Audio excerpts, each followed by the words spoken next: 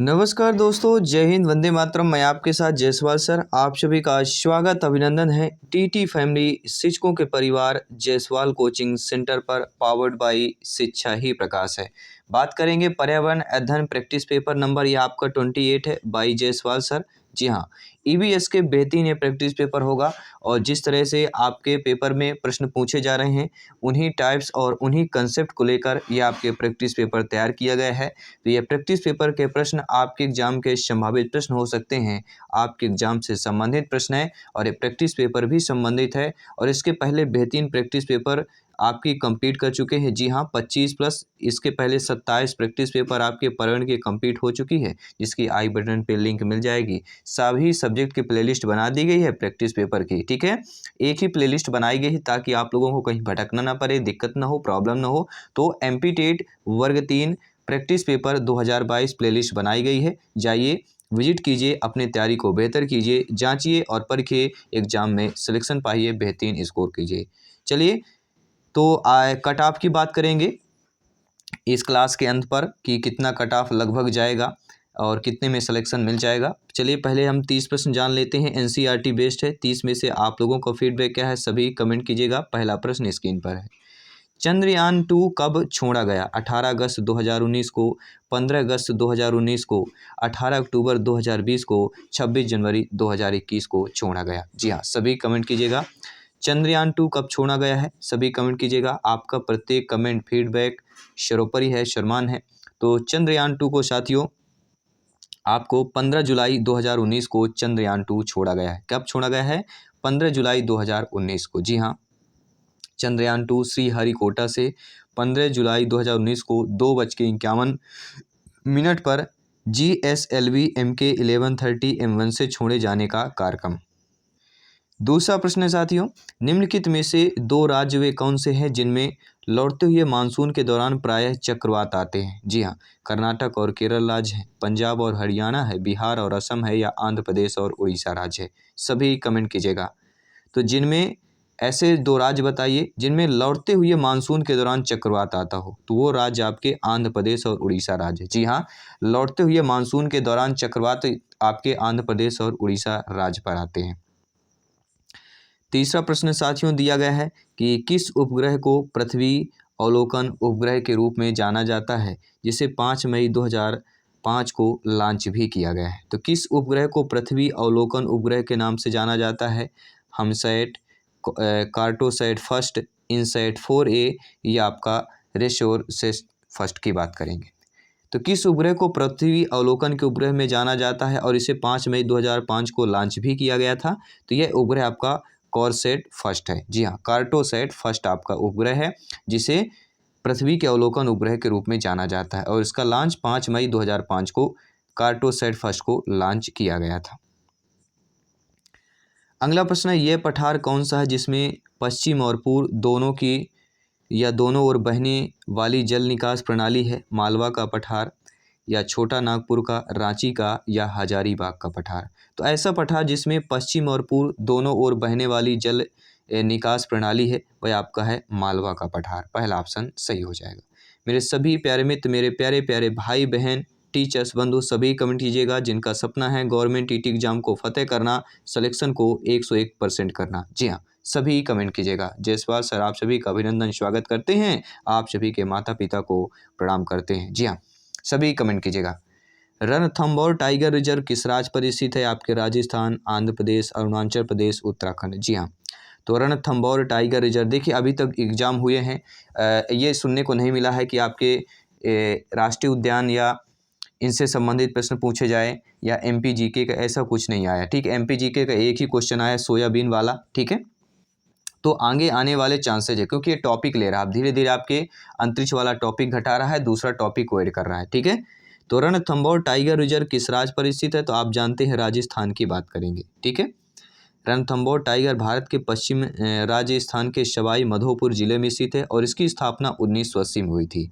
देखिए, MP GK से मतलब नहीं, पूरे भारत का जीके पूछा जा रहा है। ठीक है, और ज्योग्राफी की बात करें, सैटेलाइट की बात करें, वर्ल्ड के पूछे जा रहे हैं। ठीक है, तो पूरे आपको भारत का जीके तो आपसे बनना चाहिए।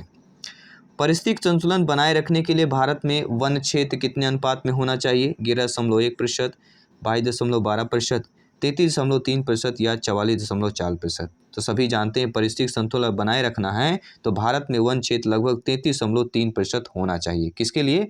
पारिस्थितिक अनुकूल बनाए रखने के लिए। अगला प्रश्न क्या दिया गया स्क्रीन पर है कि जोजिला दर्रा जोड़ता है श्रीनगर और लेह को, अरुणाचल प्रदेश और तिब्बत को, चंबा और स्पीति को, या कोलिम्पांग और ल्हासा को जोड़ता है। तो जोजिला जो दर्रा है किसको जोड़ता है? श्रीनगर और लेह को जोजिला दर्रा जोड़ता है। जी हाँ, यह हिमालय पर्वत का पश्चिमी भाग जोजिला सोनमार्ग से लगभग यह लद्दाख और कश्मीर के बीच यातायात प्रमुख साधन कहलाता है। 8वां प्रश्न है साथियों, इनमें से कौन से द्वीप अरब सागर में स्थित हैं? अंडमान द्वीप, निकोबार द्वीप, लक्षद्वीप या उपरोक्त सभी की बात करेंगे। तो आप सभी जानते हैं, क्लास पर बात भी कर चुके हैं इन सारे प्रश्नों की। ऐसा द्वीप जो अरब सागर में स्थित है वह आपका लक्षद्वीप। जी हाँ, लक्षद्वीप ऐसा है जो आपके अरब सागर पर स्थित है। देखिए, लक्षद्वीप अरब सागर में स्थित है और सबसे छोटा केंद्र शासित प्रदेश आपका लक्षद्वीप है, जिसका क्षेत्रफल 32 वर्ग किलोमीटर तथा इसकी राजधानी क्या है? जी हाँ, लक्षद्वीप की राजधानी क्या है? कावरती है, नोट कर लीजिएगा। सबसे छोटा आपका केंद्र शासित प्रदेश है लक्षद्वीप, जो अरब सागर में स्थित है और इसका क्षेत्रफल लगभग 32 वर्ग किलोमीटर के आसपास है और इसकी राजधानी कावरती है। 9वां प्रश्न है साथियों, निम्न में से किसको जो है यंग फोल्ड माउंटेन कहा गया है? अरावली को, नीलगिरी को, हिमाचल को या विंध्य को कहा गया है? तो साथियों सभी कमेंट कीजिएगा, यंग फोल्ड माउंटेन कहा गया किसको कहा गया है? हिमाचल को यंग फोल्ड माउंटेन कहा गया है। इसका निर्माण सागर तल के उठने से आज से लगभग 500 से 600 करोड़ वर्ष पहले हुआ था, इसीलिए इसे यंग फोल्ड माउंटेन कहा जाता है। 10वां प्रश्न है, इंटरेस्टेड प्रश्न है, ध्यानपूर्वक आप लोग फीडबैक कीजिएगा। दिया गया है IRNSSIB उपग्रह का पूर्ण नाम क्या है और इसे कब लॉन्च किया गया है? सभी कमेंट कीजिएगा।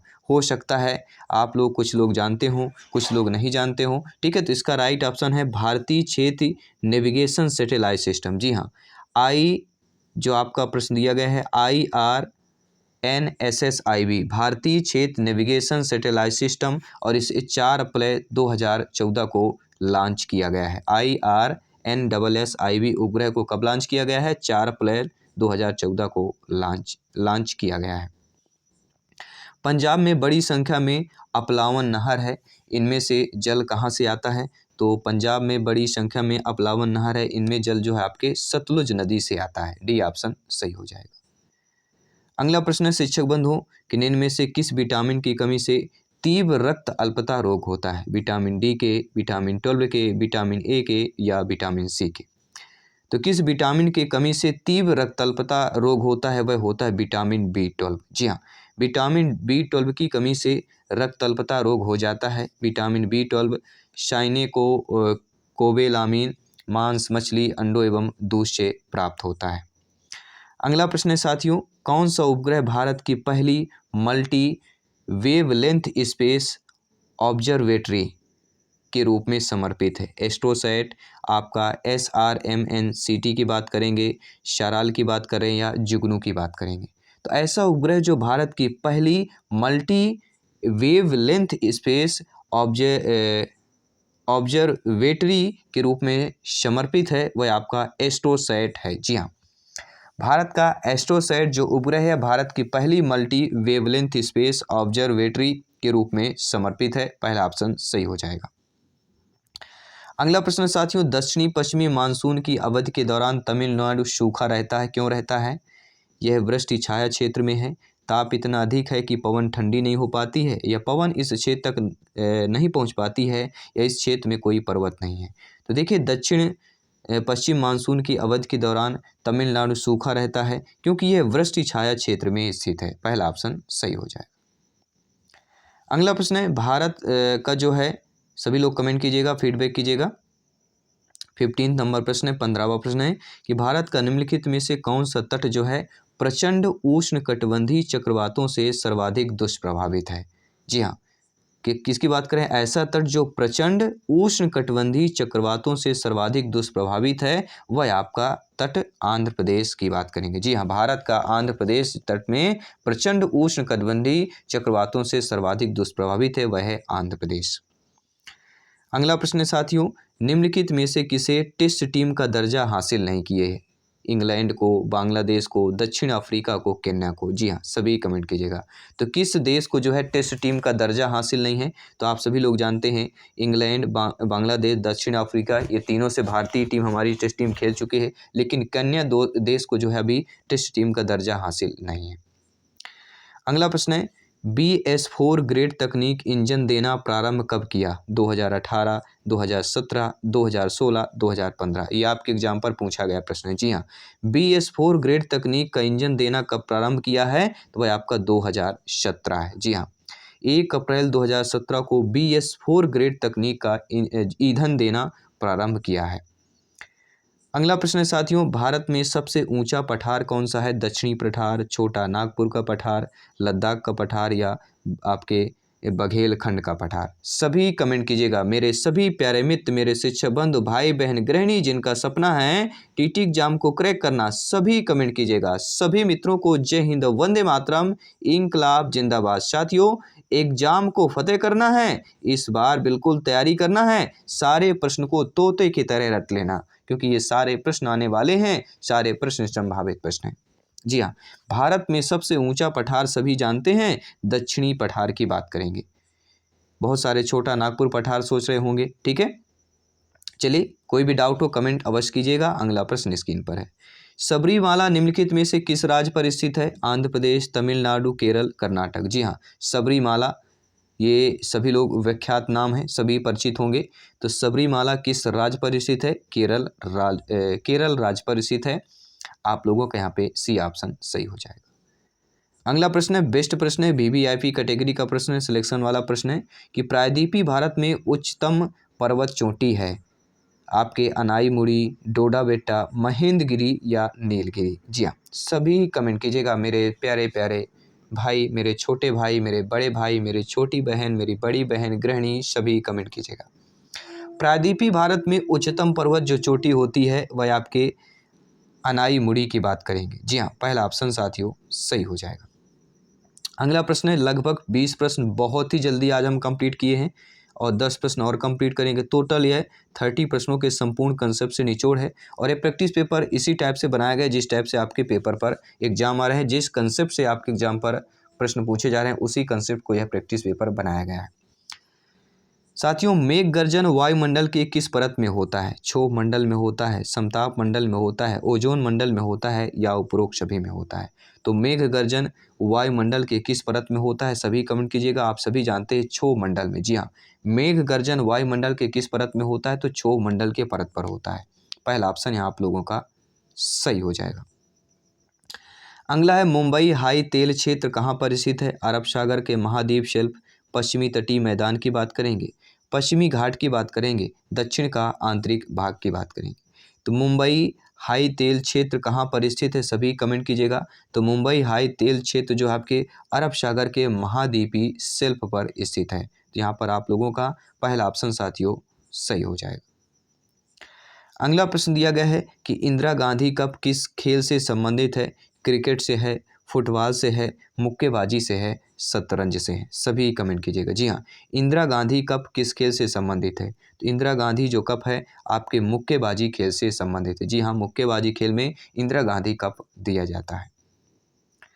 अगला प्रश्न है, निम्न में से कौन जो है नए राज्य को संघ में शामिल करता है? जी हाँ, फटाफट कमेंट कीजिएगा। निम्न में से कौन जो है नए राज्य को संघ में शामिल करता है? राष्ट्रपति की बात करेंगे, उच्चतम न्यायालय की बात करेंगे, प्रधानमंत्री की बात करेंगे, आपके संसद की बात करेंगे? मेरे सभी प्यारे मित्र, शिक्षक बंधु, भाई बहन, गृहिणी, हाथ जोड़ से निवेदन है, जायसवाल सर आप सभी का करते हैं कि भैया कमेंट तो कीजिए, प्रत्येक कमेंट कीजिए, फीडबैक कीजिए, क्योंकि एग्ज़ाम बहुत ही नज़दीक है और फिर बाद में पछतावा मिलता है जब स्कोर सुनने को मिलता है। मैं देखता हूँ जब कोई 79 बोलता है, सर मेरा स्कोर 79 आया है, मेरा स्कोर 69 आया है, मेरा स्कोर 89 आया है, मेरा स्कोर 97 आया है, क्योंकि यहाँ पर किसी का भी सिलेक्शन नहीं मिलने वाला है। सिलेक्शन 110 के ऊपर ही होने वाला है, ध्यान दीजिएगा। 110 के नीचे उम्मीद भी मत कीजिएगा, ठीक है। 115 अगर ऊपर आ रहा है तभी आप सोचिए, 110 पर उम्मीद कर सकते हैं, लेकिन सिलेक्शन की बात करें, क्योंकि जितना कट ऑफ लगभग जा रहा है उस कट ऑफ के अकॉर्डिंग बता रहा हूँ, 110 प्लस भी आप लोगों को सिलेक्शन मानिएगा। ठीक है, पिछले जो 2011-12 में 97 में सिलेक्शन हुआ तो उसको मत मानिएगा। ठीक है जी हाँ।